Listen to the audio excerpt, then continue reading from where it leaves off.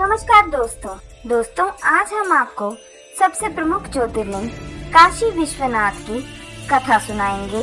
दोस्तों, आपका बहुत बहुत स्वागत है हमारे YouTube चैनल स्टोरी स्टेशन पर। आपने अब तक 6 ज्योतिर्लिंगों की कहानी सुन ली है। अगर नहीं सुनी तो हमारे चैनल पे जरूर जाके सुनिए। इन सब का लिंक आपको डिस्क्रिप्शन बॉक्स में मिल जाएगा। यह ज्योतिर्लिंग उत्तर प्रदेश के काशी जिले में स्थित है। इसका निर्माण यहाँ किस प्रकार हुआ था, चलिए जानते हैं अपने इस एपिसोड में। किसी समय की बात है, निर्विकार चैतन्य परम ब्रह्म ने निर्गुण से सगुण रूप शिव धारण किया। फिर वह शिव ही पुरुष और स्त्री रूप में विभाजित हुए। पुरुष तत्व का नाम शिव हुआ और स्त्री तत्व का नाम शक्ति। उस शिव और शक्ति ने अदृश्य रहकर पूरी प्रकृति की रचना की और स्त्री और पुरुष का निर्माण किया। परंतु पुरुष तत्व, जो कि श्री हरि विष्णु ही हैं, उनकी पत्नी प्रकृति अपने आप को बिना माता पिता के देखकर व्याकुल हो उठे। कुछ समय बाद निर्गुण परमात्मा से आकाशवाणी प्रकट हुई, तुम दोनों को तपस्या करनी चाहिए, फिर तुमसे परम उत्तम सृष्टि का संचार होगा। प्रकृति और पुरुष को तपस्या के लिए कोई स्थान नहीं मिल रहा था। उन्होंने भगवान शिव से प्रार्थना की।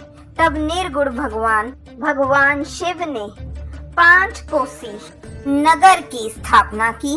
वह नगर आकाश में स्थित हो गया।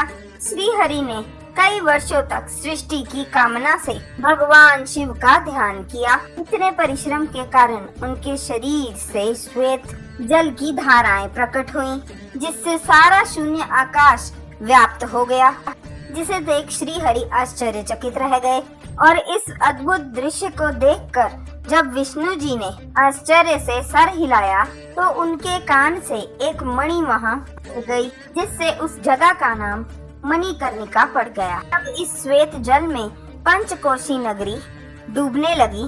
तब निर्गुण शिव ने शीघ्र ही उसे अपने त्रिशूल पर धारण कर लिया। फिर विष्णु अपनी पत्नी के संग वही शयनवद रहे।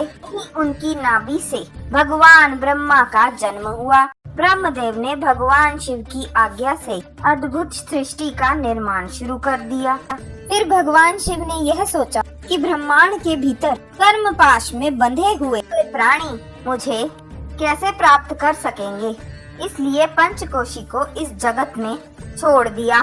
फिर स्वयं परमात्मा ने इस अविमुक्त ज्योतिर्लिंग की स्थापना की है। तो जब ब्रह्मा जी का एक दिन पूरा होने पर जब सारे जगत में प्रलय हो जाती है, तब भी काशी नगरी का नाश नहीं होता है। प्रलय काल में शिव जी उसे अपने त्रिशूल में धारण कर लेते हैं।